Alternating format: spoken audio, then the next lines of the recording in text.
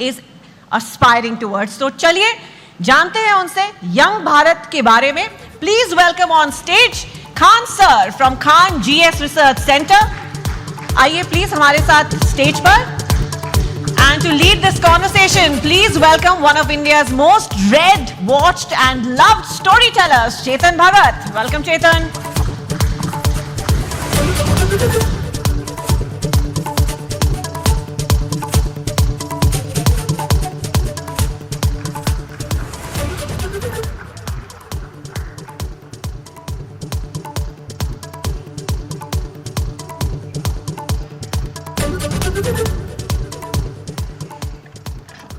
Khan sir, बहुत ही अच्छा लगा आपको देख के.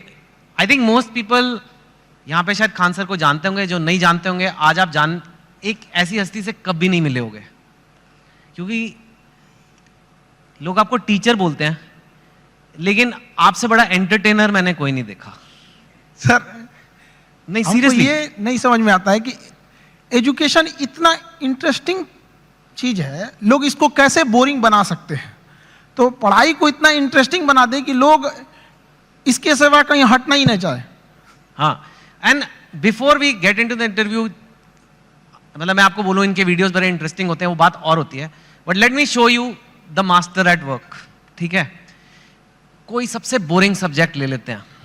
ठीक है, फिजिक्स. उसमें कोई टॉपिक मैं याद कर रहा हूं अपने आईआईटी के दिन, इलेक्ट्रिक करंट. अगर किसी को समझाना है बच्चे को, बिहार में हो, वो कहीं पे भी हो सकता है, और जिसको ज्यादा नॉलेज नहीं है, इलेक्ट्रिक करंट क्या होता है, कैसे होता है, वोल्टेज वगैरह 3-4 मिनट में अगर समझाना है, तो अगर मैं आपको बोलूं इलेक्ट्रिक करंट का चैप्टर पढ़ना है, बोलोगे my God such A boring text book. अब हम खान सर को कहते हैं इलेक्ट्रिक करंट. सर देखिए, हम लोग को जो पढ़ाना होता है तो उसमें एक एक्सपेक्ट ये भी होता है कि लड़कों को एग्जाम में पास करके एग्जैक्ट नंबर भी देना है. तो हमें उस एग्जाम के पॉइंट ऑफ व्यू तक पहुंचने में एक अच्छा खासा टाइम लगता है. लेकिन समस्या क्या आ जाती है कि हमारे सामने बच्चा जो पढ़ के आ रहा है, जो गांव से आ रहा है, तो कई ऐसे गवर्नमेंट स्कूल या फिर ऐसे जगहों से वो पढ़ के आ रहा है कि जिसका स्टैंडर्ड एकदम मतलब हम एवरेज से भी नीचे समझ जाते हैं. तो सबसे पहले तो चैलेंज हो जाता है उसको ऊपर लेके आना वहां तक. तो एक इलेक्ट्रिक करंट जैसे आप बोले वहां पे, तो लड़के जब शुरू में आते हैं तो उनको ये नहीं समझ में आता कि एम्पियर क्या चीज है, वोल्टेज में अंतर क्या नहीं समझ पाते, तो उनको समझाना काफी चैलेंजिंग हो जाता है. तो वही एक छोटा मोटा कि हम लोग ये समझते कि जब हम लोग पढ़ते थे तो हमारे दोस्त हमें अच्छे से समझा देते थे, और वो देहाती भाषा में समझाते थे, और टीचर लोग एक स्टैंडर्ड फॉलो करने लगते थे. तो हमें ऐसा लगता था कि मेरा दोस्त ही ज्यादा जानकार है. लेकिन ऐसा नहीं है कि टीचर के पास नॉलेज रहता था, बट बताते नहीं थे. तो हम लोग के पास जब लड़के आते हैं इलेक्ट्रिक करंट के लिए, तो उसको क्या समझाएगा आदमी कि एक इलेक्ट्रॉन एक छोटा सा पार्टिकल होता है, वो कितनी ज्यादा आ रहा है, कितना ज्यादा आ रहा है, वो संख्या में दिख रहा है, कितनी भीड़ आ रही है, वो भीड़ उसके लिए एम्पियर हो गई, कितनी भीड़ आ रही है, और किस प्रेशर से भीड़ आ रही है वो उसके लिए वोल्टेज हो गया. अगर 220 वोल्ट है तो उसका प्रेशर अलग, 440 है तो उसका प्रेशर अलग. तो जहां भी हम लोग भीड़ से निकलते हैं तो क्या चीज होती है, दो ही चीजें होती हैं, भीड़ कितनी है और किस स्पीड से निकल रही है. तो जितनी ज्यादा में भीड़ है वो उसका एम्पियर हो गया, जिस प्रेशर से निकल रही है वो उसके लिए वोल्टेज हो गया, जितना ज्यादा होगा वो. तो इससे क्या होता है ना कि लड़के को पहले समझ में आता है कि नहीं वो रिलेट कहां करना है, फिर धीरे धीरे तो वो चीजें उसको एग्जाम तक तो पहुंच ही जाएगा, लेकिन उसको अपने पास हौसला ना खो दे शुरुआत में ही, इसलिए उसके एक फ्रेंड की तरफ बताना जरूरी होता है. ठीक है, यू सॉ. और मैंने तो वो वीडियो देखा है आपका इलेक्ट्रिक करंट का, उसमें तो अभी तो आप फिर भी उसमें और भी है कि 440 वॉट का झटका लगा तेरे छूने से. वो एक्चुअली गाना था, तो हमने उसी पे कोरिलेट कर दिया, क्योंकि लड़के आजकल ना गाना वाना बड़ा सुनते रहते हैं सब आजकल. तो हमें लगा कि यहीं से इन लोगों को, मतलब हम ये नहीं कहते हैं कि तुम अलग से टाइम निकालो, बट जिस चीजों को वो देख रहा है, जिसके सराउंडिंग्स में वो रह रहा है, उसमें हर जगह पढ़ाई छुपी हुई है, हम क्यों ना उसको उसी से कोरिलेट कर दें. टंगस्टन का आपने बताया कि लाल हो जाता है, वो 2 लोग लड़ रहे हैं, जरा वो भी बताइए. वो जैसे लड़कों सब आते हैं सब, तो उनको ये समझ में नहीं है फिजिक्स ना. एक तो कुछ ऐसे होते हैं दिमाग में लेके चले आते हैं, भैया ये तो मेरे लिए बना ही नहीं है. ऐसा नहीं है. हमारा कोशिश ये रहता है कि एक मजदूर जो है, अगर मजदूरी करके आ रहा है, उसने पढ़ाई नहीं किया है, फिर भी उसको अगर क्वांटम फिजिक्स समझा दिया जाए, ये होती है टीचिंग वहां पे, ताकि आपका बैकग्राउंड से कोई मतलब नहीं हो. हम जो टॉपिक अभी पढ़ रहे हैं यहां तक समझ में आए. टंगस्टन जैसे आप बोले थे यहाँ पे, तो लड़कों लोग को प्रॉब्लम हो रहा था, तो हमने बस उन लोगों को यही बताया कि जैसे आप लोगों को गुस्सा लगता है, तो अलग अलग तरीके से कोई गुस्सा होता है. कि कोई गुस्सा होगा तो गालियां देने लगता है, कोई 1-2 हाथ लगाने लगता है, कोई सरापने लगता है कि तुम्हारा ये हो जाए वो हो जाए वहां पे। उसी तरह मेटल्स की अलग अलग खासियत होती है। टंगस्टन उसमें है, उसको करंट देंगे तो गुस्से से लाल हो जाएगा, इसलिए हीटर में उसको लगाते हैं। ये सॉरी, टंगस्टन देंगे तो चमकने लगता है, इसलिए बल्ब में डाल देते हैं। अलग अलग चीजें होता है, नाइक्रोम होता है, चमक के हीट देने लगता है। तो वही वो जिस चीज को देखा है उस चीज में उसको अच्छे से समझाया जाए। मैंने आज तक ऐसा टीचर नहीं देखा सर, बट जो आप कर रहे हैं, I can't even tell you आप कितनी बड़ी सेवा कर रहे हैं हमारे देश में। जैसे आपने कहा कि एक मजदूर को भी क्वांटम फिजिक्स समझ आ जानी चाहिए, इतना बड़ा सपना लेना ही कि ये पॉसिबल भी है। क्योंकि मैंने तो जहां तक देखा एक एलीट क्लास होती है इंडिया में, उसी को इंग्लिश मिलती है, और वो इंग्लिश जिसको मिलती है उसी को एक सर्टेन टाइप ऑफ एजुकेशन मिलती है, और फिर वही और आगे बढ़ता जाता है, वही नौकरियां ले जाता है, वही टॉप पोजीशंस ले जाता है। आपने उसको तोड़ने की कोशिश किया? हमारे लाइफ का सबसे अच्छा डिसीजन था कि हमने इंग्लिश मीडियम छोड़ के हिंदी मीडियम में आ गए। आपने ये मेरी जिंदगी का सबसे अच्छा डिसीजन था। अगर हम नहीं छोड़े रहते तो कहीं कुछ भी नहीं गए रहते। क्या पढ़ रहे हैं हमें नहीं समझ में। हाँ, जरूर है कि इंग्लिश मीडियम में या फिर जो आजकल के स्टैंडर्ड है उसमें हम जितने पैसे खर्च कर रहे हैं, जितना इंफ्रास्ट्रक्चर कर रहे हैं, तो अगर हम हजारों की भीड़ अगर किसी चीज में लगाएंगे तो एक दो तो सफल होके आएंगे ही आएंगे ना। लेकिन एक ये भी तो देखिए हमने कितने उसमें लगाए और कितना आउटकम आया यहाँ पर। तो हिंदी मीडियम के आप स्कूल में, हमारे यहाँ पे एक स्कूल में हम जब पढ़ रहे थे सरकारी स्कूल में, तो ऊपर से टूट के गिर गया था छत, थोड़ा सा तो फूट गया सर यहाँ पे मेरा। अब बताइए वहां के लड़का सबको तो पहले दिखना पड़ता है कि मेरा बिल्डिंग कैसा है। तो ये सब भी तो मायने रखता है वहां पे। तो ऐसा नहीं है कि उनको जितना हम लोग अगर मोटिवेट करें या अच्छा, एक चीज और भी है, लोग सफल होने के बाद ना इंग्लिश को ज्यादा प्रीफर करने लगते हैं। तो ऐसा लगने लगता है कि इंग्लिश ही है, बहुत बड़ी भाषा ही है। ऐसा नहीं है, भाषा बाधा नहीं होनी चाहिए, खास करके एजुकेशन में। जी हाँ, बिल्कुल। आपका बचपन कैसा था? मैंने सुना है बहुत मतलब पैसे की कमी रही, ये वो, कितनी आपने गरीबी देखी है काफी। मैं जानना चाहता हूँ क्योंकि लोगों को पता लगे कि आपके बैकग्राउंड के लोग भी कितना ऊपर गए हैं, तो इसके लिए ये बताना जरूरी है कि आपका बचपन कैसा था। अब गरीबी की हम क्या बोलें, हमने गरीबी को उतने पास से देखा है कि लोग अपनी पत्नी को उतना पास से ना देखे हों। लेकिन फिर भी कुछ चीजें थी, दोस्तों ने काफी हेल्प किया। वो अपने पॉकेट खर्च में से कुछ पैसे देते थे ताकि आदमी पढ़ सके यहाँ पे। तो काफी दोस्तों ने भी हेल्प किया यहाँ पर। और धीरे धीरे कुछ टीचर्स भी आए हैं, वो लोग ने भी, पहले कुछ टीचर थे जो मतलब बहुत कम फी में पढ़ाते थे। तो हमें भी ऐसा लगा था कि जैसे हमारे साथ के बहुत सारे लड़के उनको अच्छी कोचिंग्स मिल गई 10th और 11th के बाद, तो उन लोग काफ़ी अच्छे अच्छे जगह पढ़ने लगे। हम लोग उनको देखते थे तो ऐसा लगता था कि ये जगह हमारे लिए नहीं है, एक अलग सी फील आती थी कि ये मेरे लिए नहीं है यहाँ पर। तो फिर जब हम लोग टीचिंग में आए तो हमने सोचा था कि भाई कोई भी गरीब से गरीब लड़का के लिए वो बड़े से बड़ी शिक्षा ग्रहण करने के लिए सपना देख सकता है और उसका सपना पूरा होगा। Very nice. सुना है कि आपके पास एक बार घर जाने के लिए 90 रुपए की टिकट थी, आपके पास थे नहीं 90 रुपए, 40 रुपए थे, तो इसलिए आप जा ही नहीं पाए घर। कुछ ऐसा भी कुछ हुआ था? वो दिन मेरे जिंदगी का सबसे मतलब अजीब सा दिन था, क्योंकि हम जब कोचिंग चालू किए तो हम मेरे दादाजी ने हमसे, जब प्रॉब्लम्स इतनी ज़्यादा आने लगी तो दादाजी ने बताया कि देखो, सपने तो इंसान के बहुत बड़े होते हैं, सपने कभी मतलब ख्वाहिशें ख़त्म भी नहीं होती हैं, लेकिन कुछ ज़रूरतें होती हैं। तो पहले अपनी ज़रूरतों को देख लो, फिर उसके बाद अपने सपनों के लिए आगे बढ़ना। और दादा का रोल बहुत बड़ा होता है ज़िंदगी में। एक पोता के लिए उसकी ज़िंदगी का पहला दोस्त उसका दादा होता है, और एक दादा के लिए उसकी ज़िंदगी का आखिरी दोस्त उसका पोता होता है। तो मेरे दादाजी ने एकदम दोस्त की तरह रहे उन्हें। तो सबसे पहले हमने होम ट्यूशन चालू किया, जहाँ से हम बेसिक चीज़ें निकाल सके। तो पहली बार हमने एक बच्चे को होम ट्यूशन दिया तो उसको 600 रुपये मिले वहाँ से, जिससे कुछ रूम रेंट वगैरह निकल जाए। फिर एक 800 का मिला, ऐसे मिलते मिलते गया। उसके बाद हम एक कोचिंग्स में गए पढ़ाने के लिए। तो वो कोचिंग में शुरुआत में 4-5 लड़के थे, अगले दिन 50-60 हुए, फिर धीरे धीरे बढ़ते गए। एक हफ्ते में पूरा क्लास ही चेंज हो गया। तो हम पढ़ाने लगे, कोचिंग बहुत अच्छे चलने लगी। तो उन लोगों ने कहा कि फीस आपको बढ़ाना पड़ेगा क्योंकि पैसे तो वहीं से आएंगे आप। तो हमने फीस बढ़ाने का विरोध किया, तो उन लोगों ने कहा ऐसे नहीं होगा। तो फिर हम अपने से पढ़ाना चालू कर दिए। तो हमारी कोचिंग में क्या हुआ कि बम चल गया, बम, एक्चुअल बम वहाँ पे धड़ाधड़ गिरने लगा। हम लोग को दिमाग काम नहीं किया वहाँ पे, और क्या किए, सारी चीज़ें तहस नहस हो गई। अब हमको लगा कि अब घर जाना पड़ेगा, और घर जाने के लिए पैसे 90 रुपये चाहिए होते हैं, हमारे पास वही 40-50 रुपये थे। तो हम कहें कि अब घर भी नहीं लौट सकते हैं, यहीं रुकते हैं, शायद कोई रोक रहा है हमें। वाह। तो जहाँ 40-50 रुपए की बात थी, मैंने सुना है कि आपको अभी थोड़े दिन पहले ही किसी एजुकेशन कंपनी ने कहा कि आप हमारे साथ आ जाओ नौकरी, और इनको जॉब ऑफर मिला, यू कैन से, एक तरह से।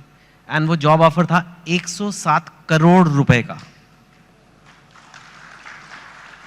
तो यू नो व्हेन एक वो दिन भी आपने देखे हैं जो 40-50 रुपए नहीं है, घर जाने के दुकान बंद करके, और 100, लेकिन स्वैग देखो, आप मना कर दिया।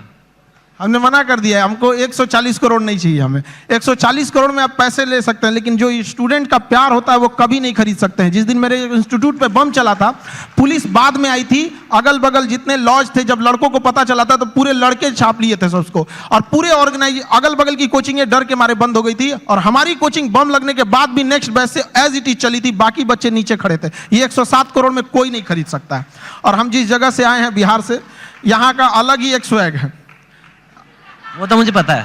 हाँ, हम लोग आए, उसका अलग स्वैग है। हमारे यहाँ किसी का दिल टूटता है तो वो मजनू नहीं बल्कि माझी बन के पहाड़ तोड़ देता है। अरे बाप, हमारे यहाँ उगते, हर जगह उगते सूरज की पूजा की जाती है। हमारे यहाँ डूबते सूरज को भी पूजा किया जाता है। हमारे यहाँ युद्ध से पहले बुद्ध पढ़ा दिया जाता है। तो हम उस जगह से आए जहाँ पे किसी को, अगर किसी को ऐसा लगेगा कि उसको दबा के उसको रास्ते से हटाया जा सकता है, तो नहीं हो सकता है वो। अरे वाह।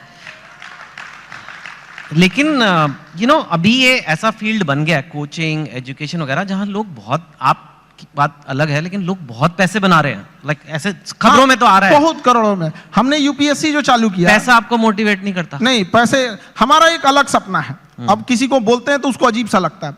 जैसे कोई घर है, अगर वो सड़क से ज्यादा नीचे धंस गया तो एक टेक्नोलॉजी आ गई है, जैक लगा के उसे उठा देते थे।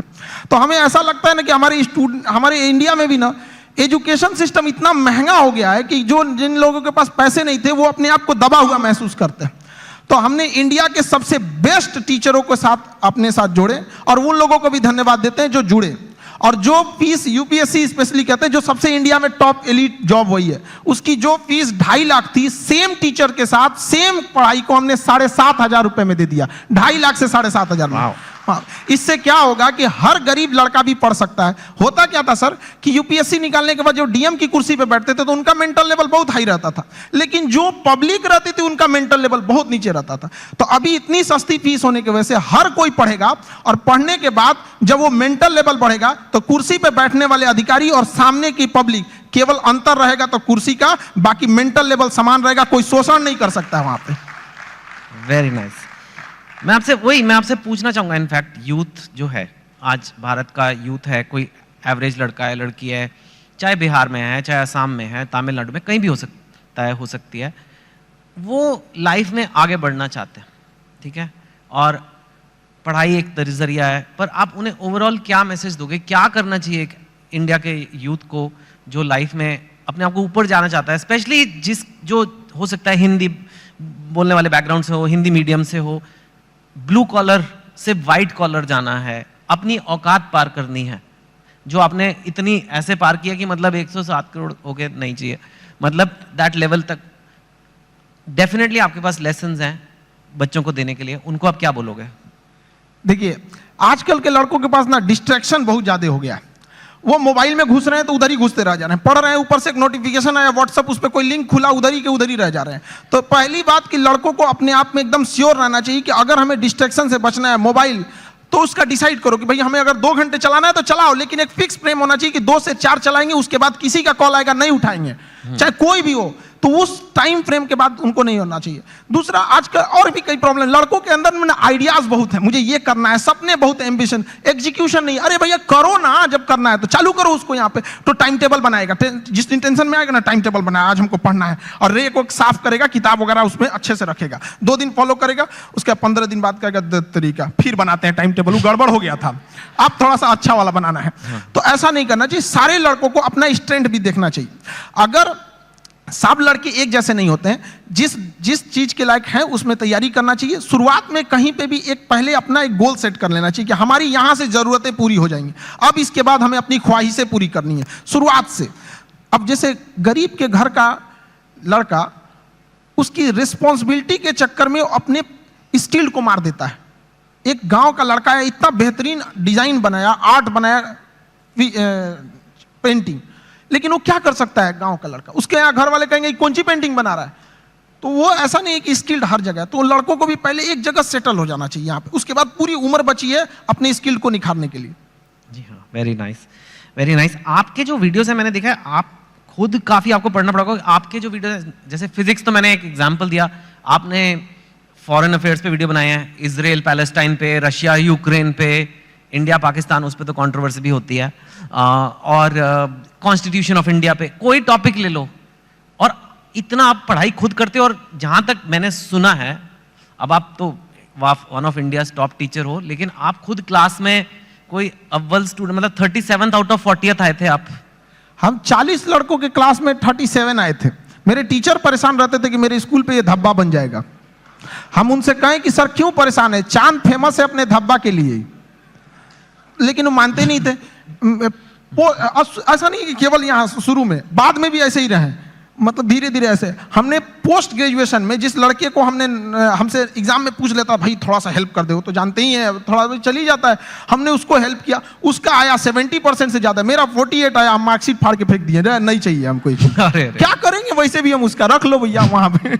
नहीं तो अब आप काफी पढ़ते हो, बिकॉज एक चीज को सिखाने के लिए खुद को समझना है, बहुत ही अच्छे से समझना है एक कॉन्सेप्ट को, ताकि उसे मैं एकदम सिंपल वे में और बेटर समझा सकूं। तो आप खुद काफी पढ़ते हो, खुद काफी स्टडी करते हो? काफी, इसके लिए बहुत मेहनत करना पड़ता है। और कई बार हमें लगा कि हम किसी टीम को लगा देंगे, वो टीम हमसे परेशान होकर भाग जाती है कि भैया इनके साथ झेलना बड़ा मुश्किल है, ये क्या क्या चीजों की रिक्वायरमेंट है, तो उसके लिए थोड़ा बैकग्राउंड में मेहनत ज्यादा करना रहता है। वाह। और पर आप टीचर वैसे शुरू से बनना नहीं चाहते थे, पहले आपका फौज का बड़ा शौक है?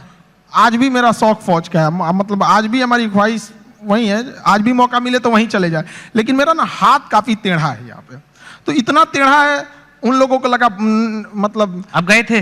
हाँ, एनडीए का एग्जाम दिए, यूपीएससी लेती है, हम सारे लोगों को बताए देखिए यूपीएससी एग्जाम लेती है, और इसका फीस भी 150 रुपये का फॉर्म आया उस समय एनडीए का, हम लोग के समय।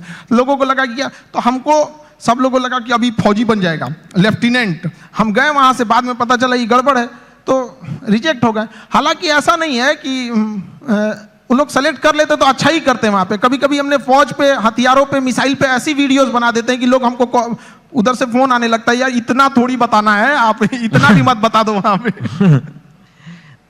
और फिर उसके बाद आपने ये शुरू किया। मुझे एक बात बताइए, अब हम जनरल बातें करते हैं, हाँ एक दो। आप बिहार से हैं, और बिहार को शायद आपसे अच्छा बहुत ही कम लोग समझते होंगे।